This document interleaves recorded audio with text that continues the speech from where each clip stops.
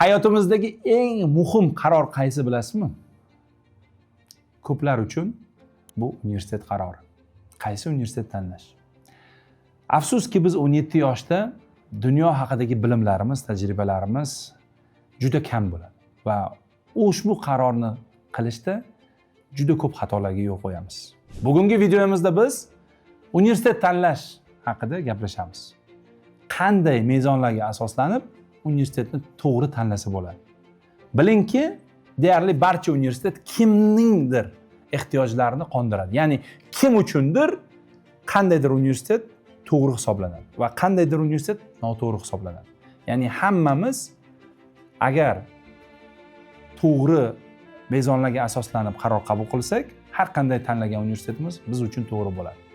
Siz uchun to'g'ri universitet bular uchun noto'g'ri bo'lishi mumkin yoki bular uchun to'g'ri bo'lgan universitet siz uchun noto'g'ri bo'lishi mumkin. Mezonlarga e'tibor beramiz. Birinchisi, muammo o'zi universitetni tugatgandan so'ng odamlar o'zlari tanlov qilmagani uchun ish topa olmaydilar. Nimaga bunaqa bo'ladi? Siz universitet tanlashda ba'zilar folbinga boradi. Ba'zilar hamma qayoqqa borayotgan bo'lsa, daryo qayoqqa oqayotgan bo'lsa, o'shani tanlaydi.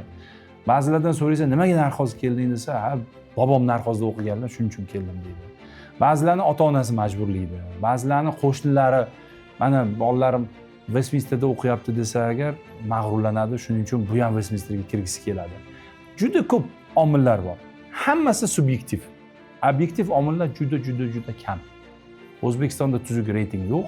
Reyting asosida bir qaror qabul qilaman desangiz, bir ma'lumotlar juda cheklangan, shuning uchun to'g'ri universitetni tanlash juda qiyin. Shuning uchun ko'pchilik noto'g'ri universitet tanlaydi. Noto'g'ri kasb tanlaydi, noto'g'ri yo'nalish tanlaydi. 4 yildan keyin ham endi kirib qo'ydi-ku universitetga, endi uni tugatish kerak deydi-yu, bir balo qilib tugatadi. Tugatgandan keyin endi mana diplom oldim, ozgina ishlay deydi-yu, o'sha kasb bo'yicha ishga kiradi. Yoqtirmagan o'qishda o'qiydi, yoqtirmagan ishda ishlaydi va yoqtirmagan natijaga erishadi. Oxir oqibatda yo ishdan ketadi, yo kasbini o'zgartiradi, yo boshqatdan o'qishni boshlaydi. Hammasi ham yillarni yo'qolishiga sabab bo'ladi. Yillarni yo'qotishni xohlamasangiz, birovni hayotini yashashni xohlamasangiz, o'zingizni ko'nglingizga qarab, aqlingizga qarab, kelajakdagi orzularingizga qarab to'g'ri joyni tanlamoqchi bo'lsangiz, keyingi mana shu videomizni ko'ring. Eng mos universitetni qanday tanlasa bo'ladi? Abituriyentlar xatolari nimalardan iborat? Universitet tanlashda muhim 3 ta mezonni bugun sizlarga o'rgatamiz. Talabalarimizni real natijalariga ham bilan tanishtiramiz. Ya'ni mana shu mezonlarga asoslanib universitet tanlasangiz agar qanaqa natijalarga erishishingiz mumkinligini ko'rib chiqamiz. Men kimman va nima uchun menga ishonishingiz kerak? Zo'r savol. Rahmat do'stlar. Men Ibrohim Quramov. Hayotim davomida 200 ming dollarga yaqin grantlar yutganman va dunyoning eng zo'r universitetlarida tahsil olganman. Tashqi iqtisodiy aloqalar vazirligida mas'ul bir shaxs bo'lganman. Undan keyin esa ta'lim biznesi bilan shug'ullanib 4 mingga yaqin bolani Yaponiyaga jo'natganman. Ularning har biri hozir o'z orzu havaslarini amalga oshirishyapti. Eng kamida o'sha 1,5-2 ming dollar daromadga ham chiqishgan. Kimda yana shunaqa natija bor, 4 mingta odamni 1,5-2 ming dollar natijaga chiqarish juda ham qiyin narsa bo'lsa kerak. Lekin bundan tashqari ta'lim orqali ishlagan pullarimni men boshqa bizneslarga tikkanman va hozirgi paytda hamma bizneslarimni sotsam, bu IT sohasida biznesim bor, qurilish sohasida qurilish materiallari ishlab chiqarish, qurilish instrumentlari ishlab chiqarish, yana nima bor? Til o'rgatish sohasida hamma universitet bor, mana shu universitet ham meniki. Mana shu hammasini sotsam agar 20 million dollarcha pulim bor. Mazza qilib borib bironta orolda yashasam bo'ladi, lekin men sizlarga mana shunaqa videolar qilib yuribman. Nimaga deysizmi? Chunki sevaman. Yaxshi ko'rgan kasbida odam pul uchun ishlamaydi. Yaxshi ko'rgan kasbni qilsangiz agar, pul o'zi sizni quvadi. Xudoimiz shaxsiy yo'l. Men qisqacha sizga tushuntirib berdim. 12 yoshimda birinchi marta Amerikaga o'qishga ketganman. 14 yoshimda yana borganman. Keyin Westminsterni qizil diplom bilan bitirganman bepulga, grantga u ham. Yaponiyadagi xalqaro Yaponiya universitetini bitirganman grantga, bepulga. Undan tashqari Xitoy, Koreya, Ispaniya, yana bir nechta davlatlarda o'qishni o'qiganman. Har xil kurslarda, qisqa muddatli va uzoq muddatli. Yaponiyada oxirgi shu o'qishimda men pul ishlaganman. 2 yil davomida o'qishimdan tashqari biznes qilib, endi biznes qanaqa, birinchi mardikorlikdan boshlaganman, keyin oxiri $300 soatiga to'laydigan gidlik ham qilganman. Hammasi bo'lib $100,000 olib kelib O'zbekistonga har xil bizneslarga tikkanman. Eng asosiy men yaxshi ko'rgan biznes bu yapon tilini o'rgatib Yaponiyaga bola jo'natish. U bo'yicha men o'zi aytib berdim, 4000 ga yaqin bolani Yaponiyaga jo'natdik. Ularning natijasi meni ilhomlantirdi. Endilikda men 4000 ta bolani 11 yil ichida emas, har yili Yaponiyaga jo'natmoqchiman. Har yili ularni natijaga erishtirmoqchiman degan fikr bilan va niyat bilan universitetga jazm qildim. Bu universitetni boshlashimda cho'ntagimda $500 pul bor edi. Va dadamning duosi. Allohga shukr, shu paytgacha bu universitetga $3 million sarf qilindi. 1000 ta talabaga erishildi. Xudo xolasa nasib bo'lsa, yiliga 2 martalab o'syapmiz. Talabalarimizni, bitiruvchilarimiz hozir 80% ish bilan ta'minlangan, o'rtacha oyligi $1,500. Bitiruvchilarimiz hali universitetni bitirgani yo'q. Mana shu natijalarga erishishga menga talabalarim yordam bergan, ularga kattakon rahmat. Agar shu videoni ko'rayotgan bo'lsalaringiz, arz qiluvchi talabalarga alohida rahmat, chunki sizlarning arzlaringiz yordamida bizning universitetimiz har safar, har arzingizdan keyin sal yaxshiroq bo'lib kelyapti. Do'stlar, eng mos universitetni qanday tanlash kerak? Albatta, meni universitetimni tanlanglar. O'zi mana qisqa yo'l. Lekin agar siz aynan qaysi mezonlarga asoslanib universitet tanlashni o'rganmoqchi bo'lsangiz, videoni ko'rishda davom ettiring. Qisqa yo'llar sizga qiziqmas degan umiddaman. Eng mos universitetni qanday tanlaymiz? Universitet aslida o'zi nimaga kerak? Oxirgi paytlarda, endi Sovet davrida diplom muhim edi. Hamma universitetga kira olmasdi. Universitetni bitirsangiz agar, sizni kommunist partiyasi sizni ish bilan ta'minlash uni majburiyati edi. Ya'ni davlat sizni ish bilan ta'minlashga majbur edi. Qonunan shunaqa bo'lgan. Endi zamon o'zgardi. Hozirgi davrda diplomni qadri ichidagi bilimdan ko'proq emas. Ya'ni diplom hali ham kerak, lekin diplomning o'zi sizni ish bilan ta'minlay olmaydi umuman. Bunaqa davr o'tib ketdi. Endi universitet nima deyishingiz mumkin? Universitet binomi? Masalan, bor shunaqa universitetlar binosiga millionlab dollarlarni tikishadi. Juda chiroyli, zo'r, hashamatli binolar qurishadi. O'sha binoga borasiz, binoni ko'rasiz, ba'zi bir joylariga sizga kirishga ruxsat berishmaydi. Bino mehmonlar uchun, siz uchun emas. Universitet binomi? Bino ham emas. Sizga chunki bu binoni 4 yilda tashlab ketish kerak. Agar sizga chiroyli bino kerak bo'lsa, boring Hilton gostinitsasiga ishga kiring. Har kuni zo'r binoga kirib chiqasiz. Sizga bunaqa kerak emas deb o'ylayman. Universitet bu nima bu? Aslida universitet hozirgi davrda bilim ham emas. Tasavvur qiling, biz o'ylardik universitet bizni bir nimaga o'rgatish kerak. Hozirgi zamonda bilim bepul. Bilim internetda yotibdi. Garvard universitetini professorlarining leksiyalari bepul internetda yotibdi. ChatGPT hammaning telefonida bor. ChatGPT Garvard professoridan ham yaxshiroq bilimlari bor. Nimani xohlasangiz sizga o'rgata oladi. Lekin o'rganasizmi siz? Qayerdan boshlash kerak? Qayerda bitirish kerak? Qanday amaliyotda uni qo'llash kerak? Buni ChatGPT sizga o'rgata olmaydi. ChatGPT sizga haqqoniy do'st bo'la olmaydi. Bizda universitetda sizda muhit bor. Hamma bir nima bilan band, qanaqadir loyiha qilyapti. Ularni ko'rasiz, ilhomlanasiz, to'g'rimi? Endi nafaqat bizda, вообще zo'r universitetda shunaqa bo'lishi kerak. Muhitni o'zi sizni har kuni yangi bilimlarga, yangi loyihalarga undashi kerak. Muhitni o'zi. Bolalarni bunday ko'rasiz, zo'r loyihalar qilayotganini, zo'r narsalar o'rganayotganini, ichingizda alam knopkasi yoqiladi. Ketdi, siz ham harakat qilishni boshlaysiz. Ulardan qolib ketmaslik uchun. Ikkinchisi, o'rtoqlar orttirasiz. Sizni ahmoqona g'oyalaringiz dahocha g'oyaga aylanish uchun ularni amalga oshirish kerak. Amalga oshirish, ruslarda bor, один в поле не воин deydi. Ya'ni bir kishi jang maydonida jangchi emas deyishadi. Ya'ni bir kishi bilan biron bir loyihani amalga oshirish iloji yo'q. Qayerda siz loyihangizga ham fikrlar topasiz, hamkorlar topasiz. Albatta universitetda. Ko'chada ular yo'q, bibliotekada o'tirmaydi. Qayerda topasiz? Masjidda topasiz. O'rtoqlashasiz, g'oyalarni bo'lishasiz, g'oyalarni boyitasiz. va har xil ko'nikmalarni, masalan, liderlik ko'nikmalarini o'rganasiz. O'z vaqtida men talabalar ittifoqini prezidenti bo'lganman. Bir tiyin to'lashmaganman. 24 ga 7 ishlardim 1 yil davomida. Maqsadim nima edi? Bepul pul to'lamasdan, oylik to'lamasdan 4 ta bolani bitta g'oya atrofida birlashtirishni o'rgansam, ularni ish qildirishni o'rgansam, ertaga oylik bersam agar albatta menga kimdir ishlaydi va katta kompaniya qilishga qodir bo'laman deb harakat qilganman.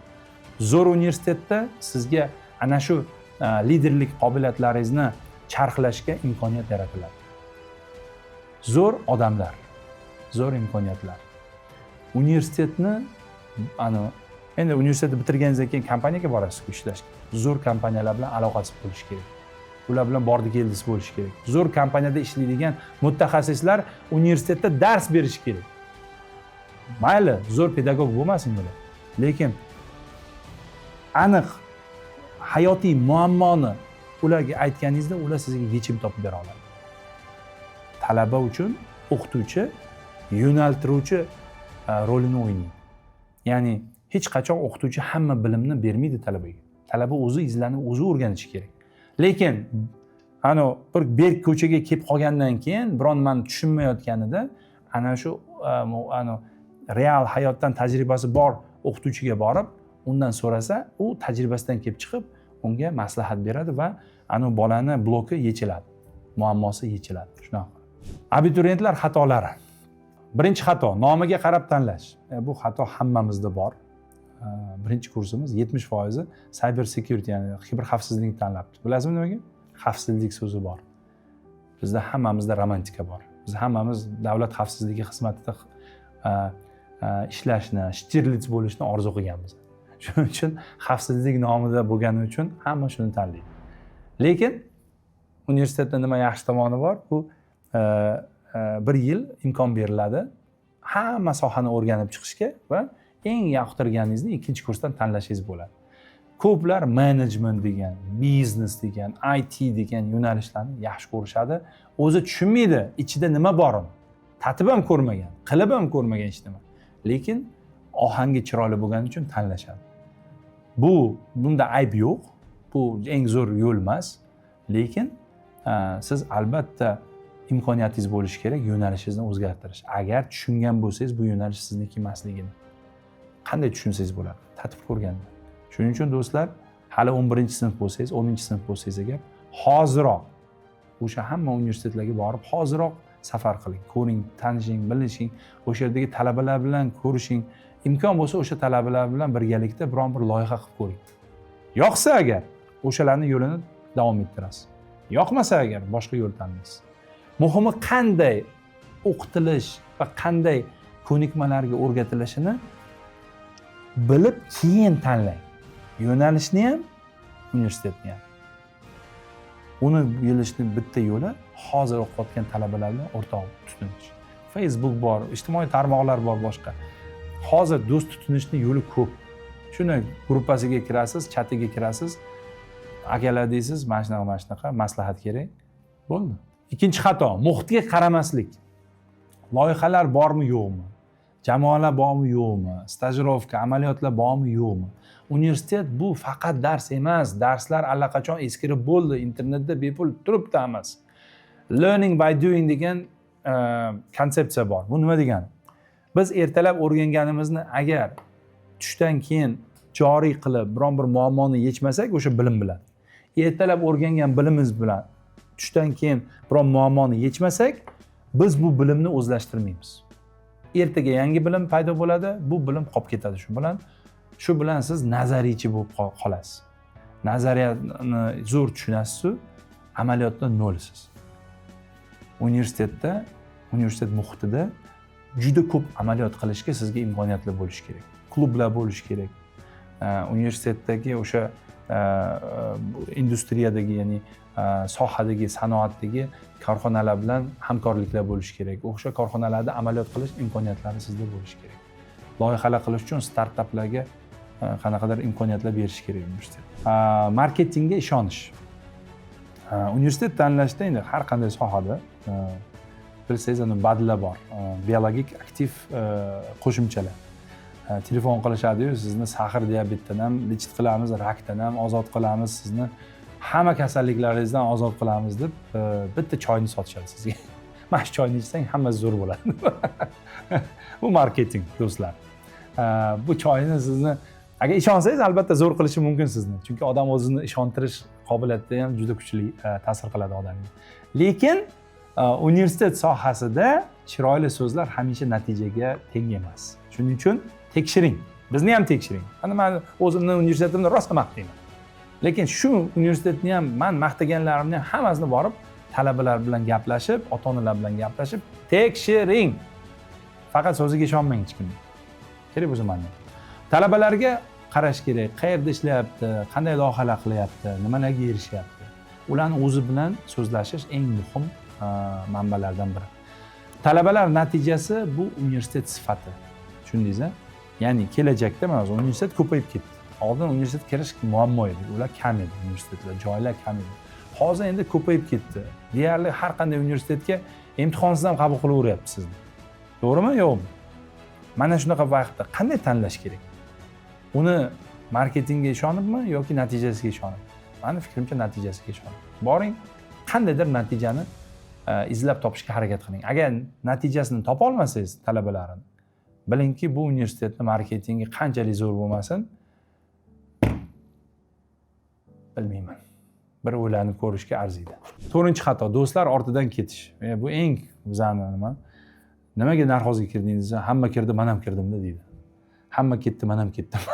Bunaqa agar mezon asosida qaror qabul qilsangiz hayotingizda, shu daryo qayoqqa oqsa, qaysi qirg'oqqa borsa, o'sha yoqqa boraverasiz. Bu eng katta xatolardan biri. Hammani o'zini kallasi bor, o'zini xohishi bor. Birov uchun to'g'ri bo'lgan universitet birov uchun to'g'ri bo'lmasligi mumkin. Shuning uchun o'zingizning maqsadlaringizdan 20 yildan keyin qanday hayot yashamoqchisiz? Bunaqa hayot yashash uchun sizga nechta pul kerak? Bu pulni topish uchun sizga qanaqa oylik kerak? Va bu oylikni topish uchun qanaqa kasbni egallashingiz kerak? Qaysi universitetni bitirishingiz kerak? Shundan kelib chiqib universitet tanlashingiz kerak. Tushunyapsizmi? Hech qachon hamma ketgan yo'ldan borib, hamma qilgan ishni qilib, hamma erishgan natijadan yaxshiroq natija kutish bu jinnilikning bir alomati, bilasizmi? Ya'ni doimiy qilgan ishni, hamma qilgan ishni qilib boshqa natija kutish ahmoqlik. 5-inchisi, xususiy universitetlar va davlat universitetlari juda ko'p ota-onalar ayniqsa keladi. Yopilmaysizlarmi, litsenziyalarni olib qo'ymaydimi, boshqa bo'ladimi? To'g'ri, har qanday xususiy universitetni va har qanday davlat universitetini davlat bir kechada, bir soatda, bir minutda yopib yuborish mumkin. Chunki O'zbekistonda davlat hamma kuchga ega. Lekin bu davlatimiz qonuniy davlat. Qonunchilikka rioya qilinadi. Qonunchilikda yopilsa ham biron bir universitet, uni talabalari o'shanaqa universitet yoki undan yaxshiroq universitetga beriladi. Hech qaysi talaba ko'chada qolgani yo'q. Mana O'zbekistonda 5 ta universitet xususiy yopildi, o'sha olam shumul shov-shuv bo'lib ketdi. 189 tasi ishlayapti hali ham, lekin 5 tasi yopilgani uchun hamma ota-onalarda xususiy universitetlarga nisbatan juda ham katta qo'rqish paydo bo'ldi. Endi siz bu qo'rqishni qanday yengsangiz bo'ladi? Birinchidan qonunlarni o'qib ko'ring. Qonunlar bo'yicha xususiy bilan davlat universitetini teng haq-huquqlari bor. Teng himoyalangan talabalar. Bu yerda ham o'qiyotgan, o'sha haq-huquqlarga ega, bu yerda ham o'qiyotgan. Shuning uchun bu tomondan muammo yo'q. Lekin agar universitetga diplom sifatida emas, natija sifatida qaraydigan bo'lsangiz, hozirgi ish beruvchilar, O'zbekistondagi o'sha kompaniyalar, tadbirkorlar, o'zimning shu krugimdagi qancha odamlar deyarli hammasi davlat universitetidan ko'ra xususiy universitetdan talabani olishni afzalroq biladi. Nimaga? Hammasi emas, lekin ko'p hozirda xususiy universitetlar juda ham dinamik, ya'ni juda tez o'zgaryapti. Kasb bo'yicha berayotgan bilimlari davlat universitetini programmasini o'zgartirish juda qiyin, juda sekin. O'zining nimalari bor, talablari bor. Xususiyda osonroq. Shuning uchun xususiylar bozorga bunday qarayapti, qani Marketolog kerakmi? Marketing bo'limini ochyapti. SMMchi kerakmi? SMM bo'limini ochyapti. Bozorda nima kerak bo'lsa, tez uni sezib, xususiyda u. Unga pul ishlash kerak. Pul ishlash uchun muvaffaqiyatli universitet bo'lish kerak. Muvaffaqiyatli bo'lish uchun uni bitiruvchilar muvaffaqiyatli bo'lishi kerak. Bitiruvchilar muvaffaqiyatli bo'lish uchun bitiruvchilarga to'g'ri bilimlar berish kerak. Shuning uchun xususiy universitetda motivatsiya 100 sizni muvaffaqiyatli qilish uchun. Hammasida ham emas, lekin ko'pchiligida shunaqa. Asosiy savol: davlatmi yoki xususiymi?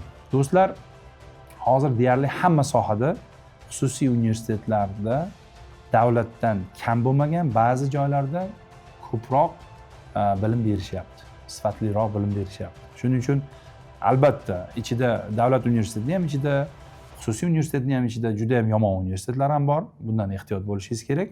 Boyagi aytganimdek, hech kimning so'ziga ishonmang. Davlatnikimi, xususiymi farqi yo'q. Borib bitiruvchilarini surishtiring, ota-onalarni surishtiring, o'qituvchilardan maslahat so'rang. Yana bitta pokazateli bor, ana sekretniy pokazatelь sizlarga o'rgatsam. O'sha o'qituvchilardan so'rab chiqingda, o'sha universitetda ishlaydigan. Qani birontasini jiyani shu universitetda o'qiyapti. Agar o'sha ishchilarini, bolalari yo jiyanlari yo yaqinlari o'sha universitetda o'qiyotgan bo'lsa, katta ehtimol bilan yaxshi universitet bo'lsa kerak. Chunki biz yaqinimizga yaxshi narsani ravo ko'ramiz, yomon narsani emas. Kim o'qitadi, nimani o'rgatadi va bir yildan keyin qanaqa natijalarga erishadi? Mana shu savollar sizni qiynashi kerak. Va u savollarni hozir bering. Universitetni bitirgandan keyin emas. Universitet tanlashda 3 ta muhim mezon. Birinchi mezon muhit. Muhit. Bitta gap bor. Agar 5 ta millioner ichida yursang, millioner bo'lmasang ham 1-2 yil ichida millioner bo'la olasan. Bu nimadan dalolat beradi?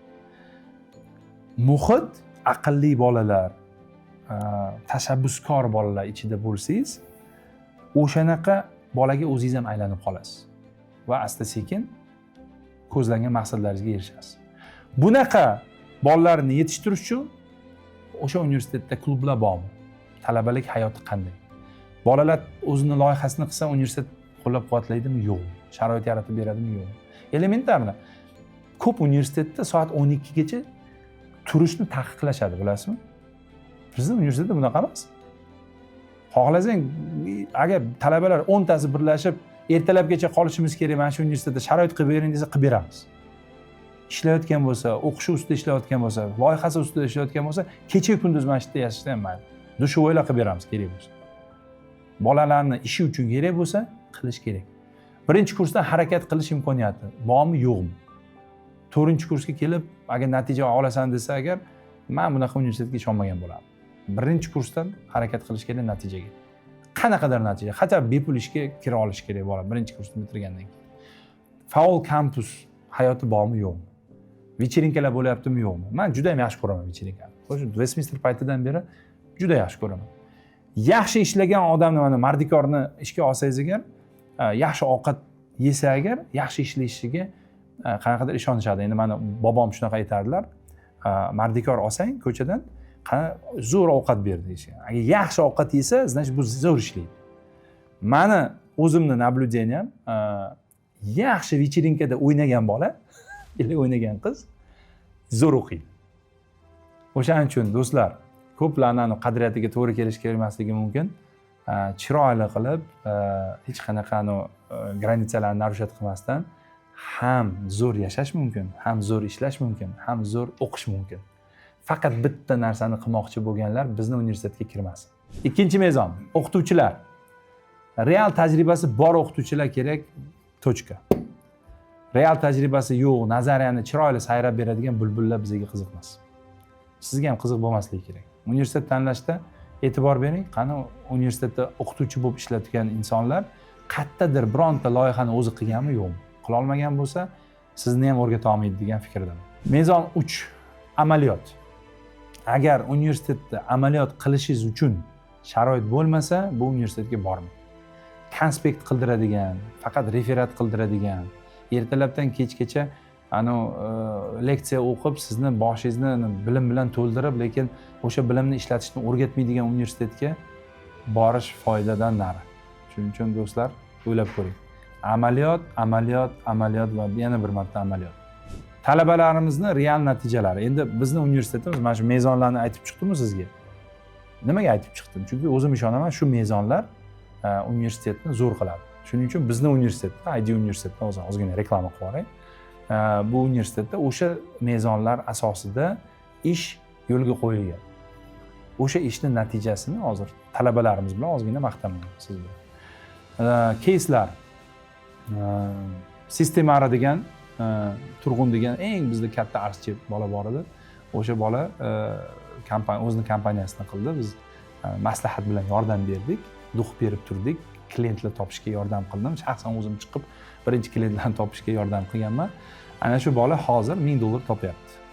Uni mutaxassisligi sotuv bo'limlarini noldan yaratish. Katta biznesmenlar kelib, aka bizga sotuv bo'limi qilib bering deb iltimos qilib, yosh bola bilan ishlab yurishibdi. Bizni talaba, zo'r natija. Yana bitta zo'r natijamiz bu xalqaro darajadagi natija. OLX kompaniyasini tanisangiz kerak. O'sha OLX kompaniyasini nimalar bilan, mijozlar bilan ishlash bo'limi odatda bitta mijozni so'rovini 24 soat ichida so'rovga javob berishgan ekan. Bizning talabamiz ularga sun'iy intellekt yordamida chatbot yaratib berdi. Ushbu chatbot har qanday mijozdan kelgan talabnoma yo so'rovnomani 2 sekund ichida javob beradi. Xuddi odamdek suhbatlashadi. O'sha 15 yil ichida yig'ilgan baza asosida o'rgatilgan, ya'ni deyarli hamma odamlarning savoliga odamdaqa javob bera oladi. Shu bilan birgalikda bu oddiygina chatbot. O'zbek talabasi dunyo miqyosidagi ishlaydigan OLX kompaniyasiga o'zini kichkina loyihasini sotdi. Qoyil emasmiz. Undan tashqari yana bitta talabamiz Smart Menu degan narsani ishlab chiqqan. U любой restoranga borsangiz agar shunday borib stolga o'tirasiz, QR kodni skan qilib, menyuni o'sha yerdan hamma yoqni tanlab, oplata qilib, faqat ovqatingizni kutib o'tirasiz. Ovqatlarni sizga yetib kelishini tezlashtiradi. Sizga kassada kutib yoki ofitsiantni soatlab chaqirib, soatlab yo kutib o'tirmaysiz. Bu juda ham qulay. Endi asosiy xulosa, kuchli qiladigan narsa bu muhit, amaliyot va yondashuv. Nomiga emas, ichki mazmuniga qarash kerak. Universitetlarni, kasblarni tanlashda albatta feedback, ya'ni u yerda o'qiyotgan, u yerda ishlayotgan insonlarni to'g'ridan to'g'ri o'zi bilan borib suhbatlashib, unga vaqt ajrating. Bu juda muhim narsa.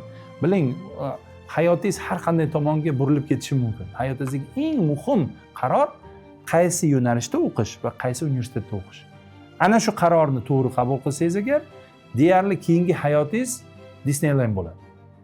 To'g'ri, o'zining qiyinchiliklari bilan, hamma narsani tayyorlab odamlar sizga podnosga olib kelib, oling bolam deyishmaydi. Lekin noto'g'ri qarordan keyin noto'g'ri yo'ldan yurib, qiynalib, azob chekib, o'zingiz sevmagan kasbda, o'zingiz sevmagan universitetda, o'zingiz sevmagan darslarda yurib, o'zingiz sevmagan qizga uylanib, ketdi u yoqqa, tushunamizmi? Hayotingiz boshqa tomonga burilib ketadi. Shuning uchun mana shu universitet tanlashga e'tiborni kuchaytiramiz.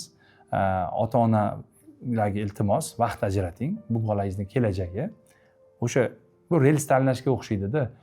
Zo'r rels tanlansa, o'sha rels asosida ketib bolangiz eng yuqori natijalarga erishadi.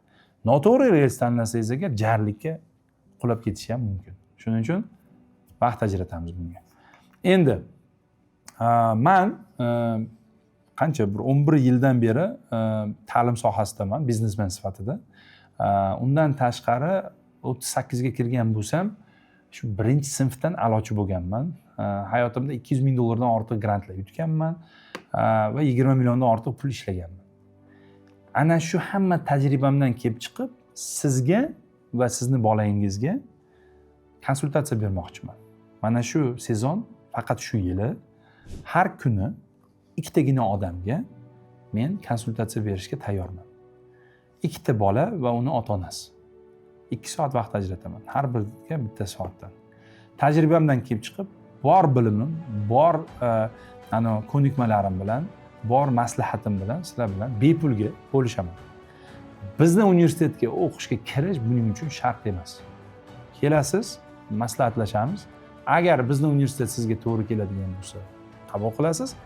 To'g'ri kelmaydigan bo'lsa, men o'zim sizga maslahat beraman, qayerga kirish kerak, qaysi yo'nalish bo'yicha va o'sha yo'lga kerak bo'lsa odam tanish ham topib beraman sizga, yordam beradigan o'sha yo'nalishda. Tushundingiz-a? Mani maqsadim, Xudo xolasa nasib bo'lsa, ro'za Ramazongacha kamida 100 ta odamga yordam berish, maslahat berish, xolisona yordam qilish va shu orqali Alloh roziligiga erishish. Do'stlar, hammalaringizga kattakon rahmat. Keyingi videolarda ko'rishguncha.